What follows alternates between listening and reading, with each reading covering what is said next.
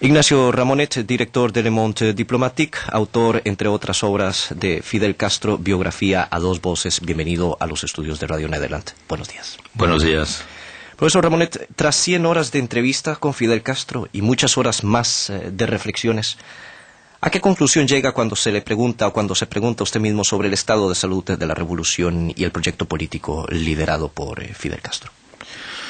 Bueno, sobre la revolución cubana, evidentemente lo que se podría decir, lo que se puede decir, es que, y en cierta medida está en el libro, en la introducción que yo hago al libro, es que no cabe duda de que el día que, por causas naturales, desaparezca Fidel Castro, que es una persona que va a cumplir en agosto de este año 2006, que va a cumplir 80 años, por consiguiente hay, digamos, una perspectiva natural de que en algún momento esta vida se termine, y no cabe duda de que habrá cambios importantes en Cuba.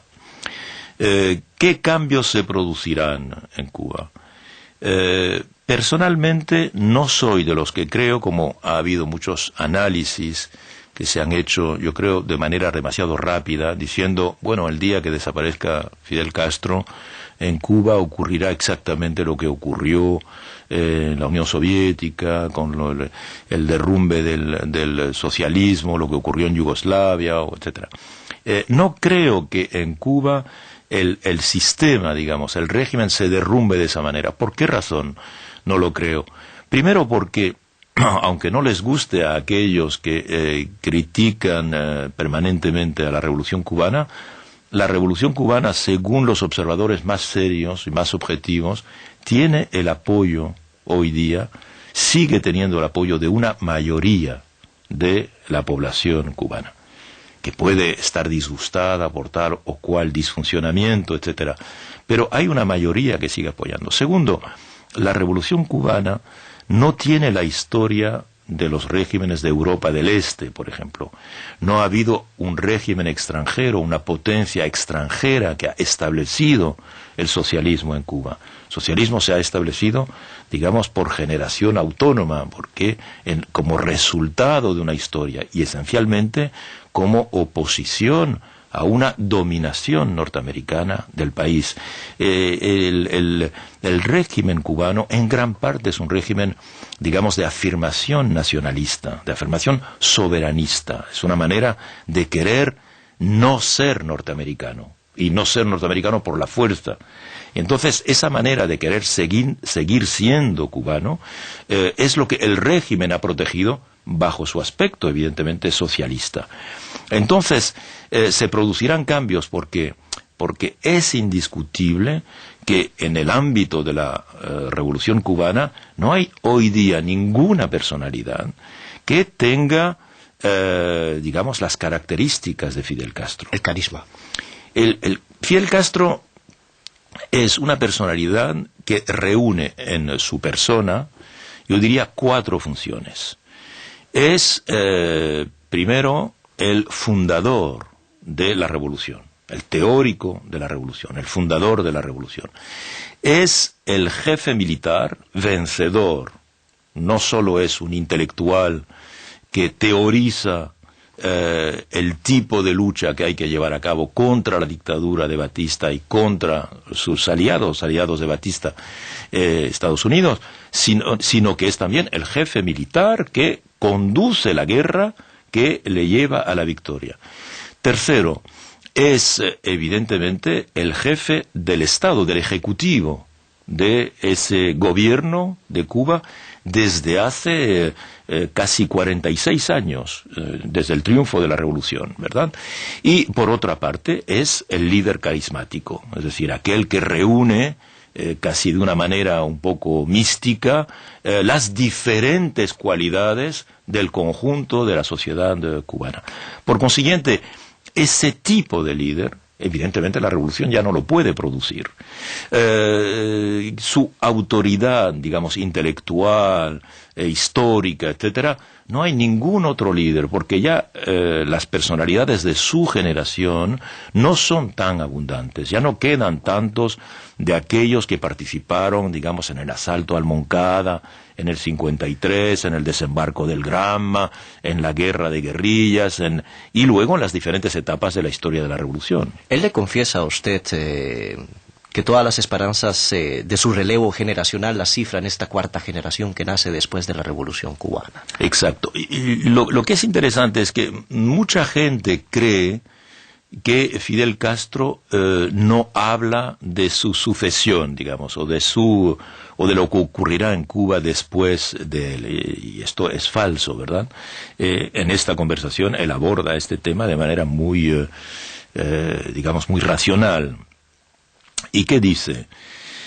Dice, evidentemente, digamos, no lo dice así, pero de una manera, digamos, técnica, si yo fallezco mañana, dice él, pues automáticamente se reúne la Asamblea Nacional Popular y eligen a Raúl Castro.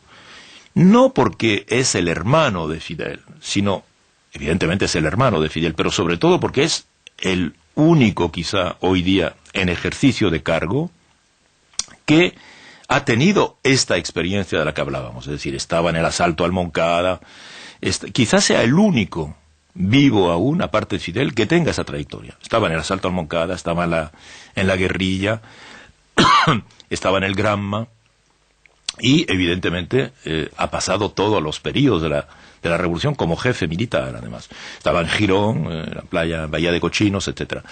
Pero lo que dice y lo que añade Fidel Castro, con mucha lucidez, es que evidentemente Raúl Castro es más joven que él, pero tiene 3 o 4 años más joven. Por consiguiente, esa ya no es la generación que le va a suceder a Fidel.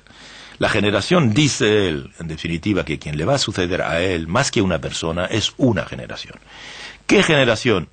Digamos, la generación de las personas que tienen hoy 30, 40 años, entre los que se distinguen, bueno, por ejemplo, el vicepresidente del Consejo de Estado, correcto, el ministro de Asuntos Exteriores, etcétera, el presidente de la Asamblea Nacional, etcétera, una serie de personalidades que encarnan, digamos, una nueva generación, no la inmediata generación que sigue a la primera, sino una tercera generación, y que se podrá apoyar, dicen, en la cuarta, es decir, estos jóvenes que hoy día son los médicos que están en todas partes del mundo trabajando, generación de técnicos cubanos, generación de trabajadores sociales que están luchando contra la corrupción.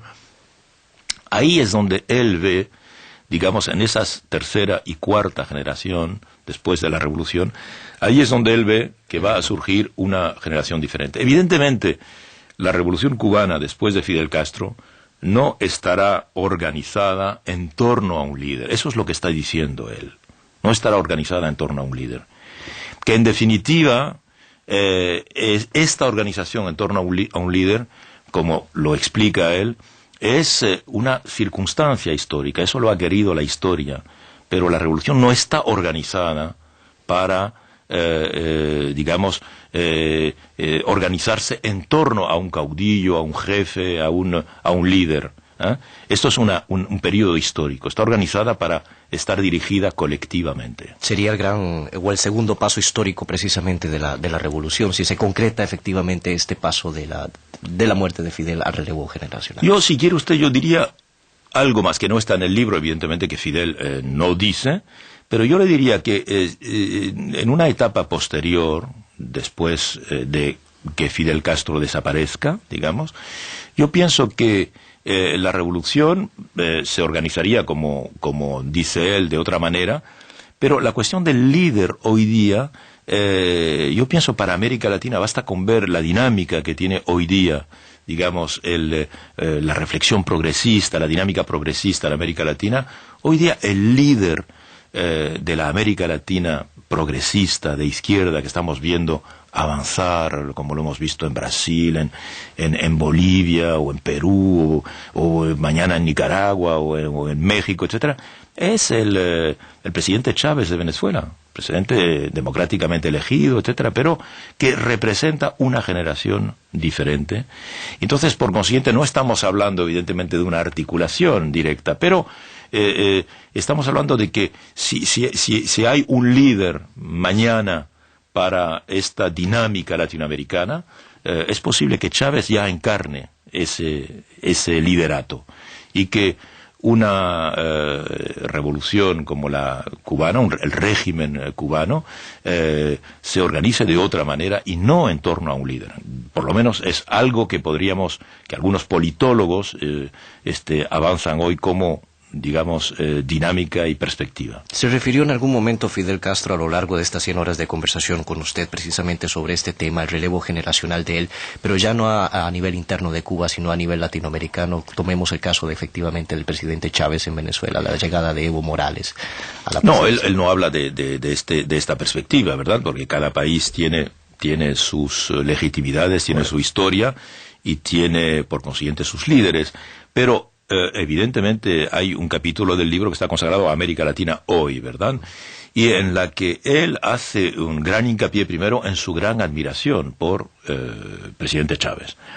Su gran admiración por el presidente Chávez por sencillamente el tipo de reformas que ha llevado a cabo, el tipo de dinámicas. Y esto hay que escucharlo muy bien, porque ¿a quién está elogiando el presidente Fidel Castro? Está elogiando a un dirigente como Chávez, que es un dirigente que ha sido elegido democráticamente varias veces, que nunca ha puesto en causa el sistema democrático, que no se caracteriza por ningún tipo de autoritarismo, no hay ningún, opositor encarcelado, no hay ningún medio de comunicación, y todos sabemos cuán hostiles han sido con el presidente Chávez los grandes medios de comunicación venezolanos. No hay ningún periodista detenido, etcétera. Estamos en un contexto en el que cambios radicales sociales se están llevando a cabo en Venezuela en un marco democrático con el apoyo de la población.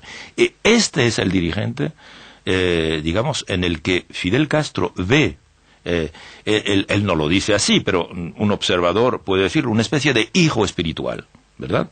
Es decir, una especie de hijo espiritual, una especie de prolongación de lo que hubiese sido quizá la Revolución Cubana si no hubiese habido el hostigamiento, la hostilidad, los ataques permanentes de los Estados Unidos contra, la Revolución Cubana en sus orígenes.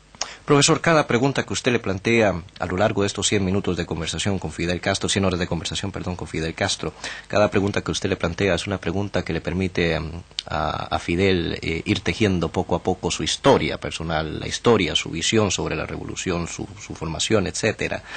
¿Cómo reacciona el presidente Castro cuando aborda usted aspectos tan ásperos como el caso Ochoa, por ejemplo, o el caso de la represión de la primavera hace, si no me equivoco, 2 años, 3 años atrás? Sí, es decir, en el libro, todas las cuestiones que duelen están abordadas, ¿verdad? Es decir,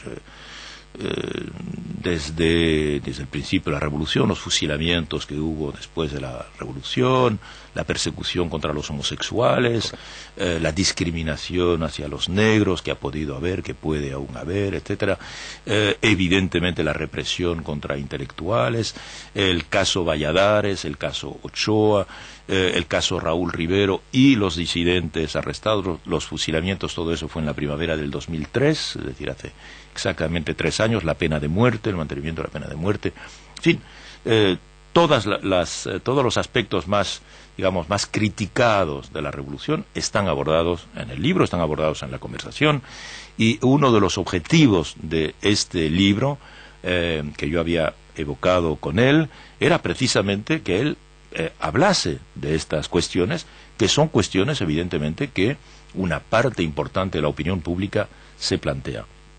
En el caso Ochoa, efectivamente, una de las preguntas que yo le hago es, se dice que en definitiva Ochoa fue juzgado y fue fusilado porque dicen que podía haber sido un adversario para usted, porque eso es lo que se ha dicho mucho. Podía haber sido un adversario político, podía haber sido un rival de usted. Entonces, él contesta muy tranquilamente que eso en ningún momento se consideró. dice que las Fuerzas Armadas cubanas no están organizadas para obedecer a un líder, sino que están organizadas para responder a la revolución. Y él explica todo a lo largo de un capítulo entero del libro lo que se llamó el caso Ochoa.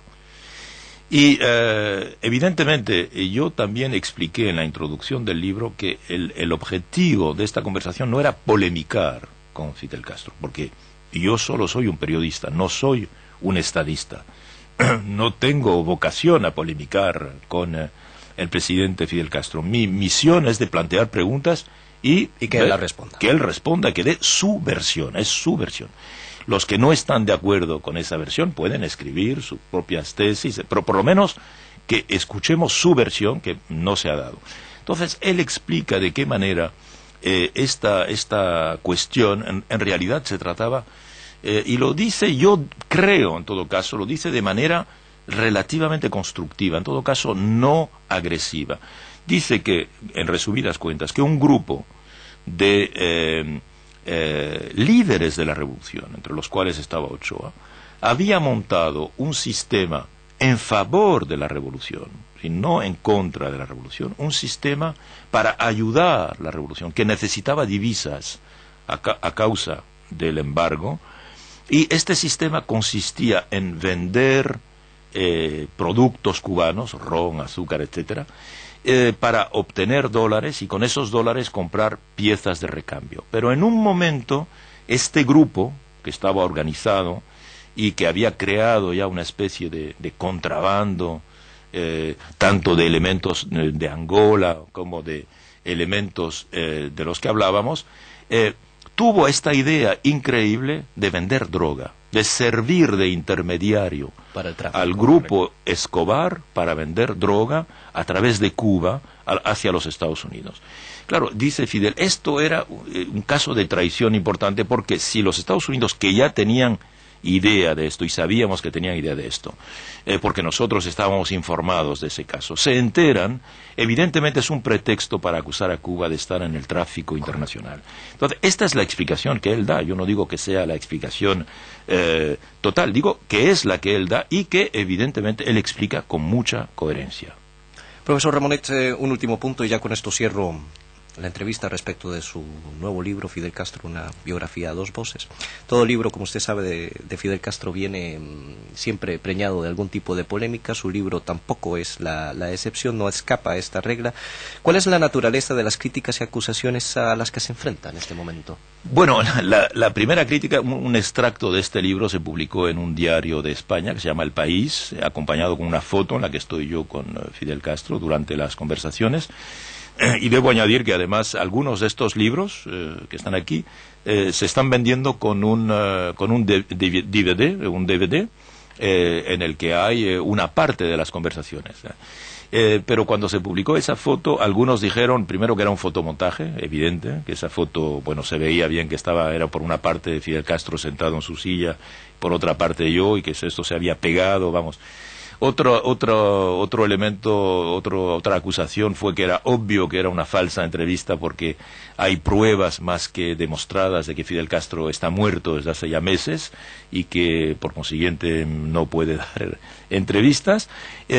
Otra fue que algunos aspectos algunos trozos de la entrevista, en algunos momentos de la entrevista, Fidel Castro me dijo cuando la preparábamos, esto es un libro que se ha hecho a través de 3 años, no es una entrevista como la que estamos haciendo ahora en la radio, así de 10 minutos o de un cuarto de hora, sino que ha sido muy largo, ha habido que, y evidentemente yo siempre partí del principio de que no lo publicaría más que cuando él releyese y asumiese lo que está en el libro, si no, no tiene valor, porque él podría decir, bueno, yo no lo dije, correcto, ¿verdad? Entonces yo no quería que esto se pudiese producir. Entonces él evidentemente ha releído todo el libro, lo ha corregido, ha añadido, ha retocado. Lo que está aquí son algo aprobado en todo caso por él, asumido por él. Y muchas veces él evidentemente me dijo, esto yo lo he dicho en tal discurso, usted coloca aquí tal pasaje de este discurso, sobre todo en el periodo más reciente. y a veces cita, por ejemplo, en un momento, cuando cuenta su caída, él en un momento se cae y se rompe, como sabe usted, una rodilla y el hombro, entonces él dice, esto yo mandé una carta al pueblo cubano en la que digo tal cosa, y ahí está la carta, la pusimos entera. Entonces algunos han dicho, no, el libro, la entrevista no tuvo lugar. En realidad, Ramonet se ha limitado a publicar extractos de discursos, pero evidentemente eso no corresponde en absoluto a la realidad. Estos extractos de discurso que efectivamente existen, que son discursos orales, están en algunos lugares por decisión expresa del entrevistado, que considera que en ese momento él se expresa lo más adecuadamente posible y que no lo va a repetir de una manera diferente, ¿verdad? Bien, pero como dice usted, efectivamente era inconcebible, y yo no lo ignoraba, todo lo que tiene que ver con Fidel Castro suscita inmediatamente polémicas importantes.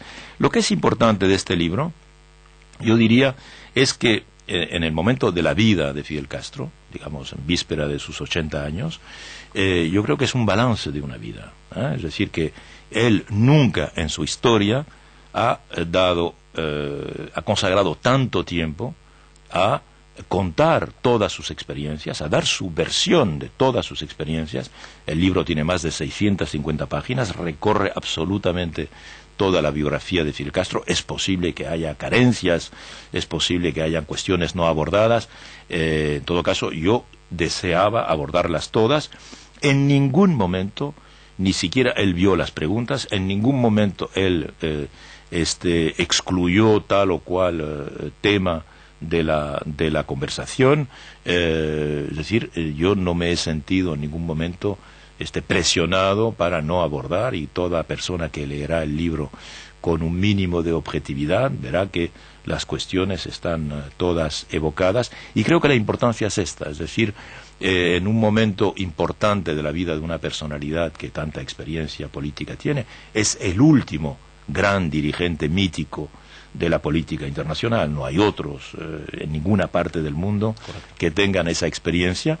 Entonces, esto le da al libro el carácter, yo no diría quizá de testamento político, pero algo hay de esto. Pero sí de registro, efectivamente. De registro. Ignacio Ramonet, director de Le Monde Diplomatique, en nombre de Radio Nederland le agradezco su presencia en nuestros estudios. Muchas gracias. A usted.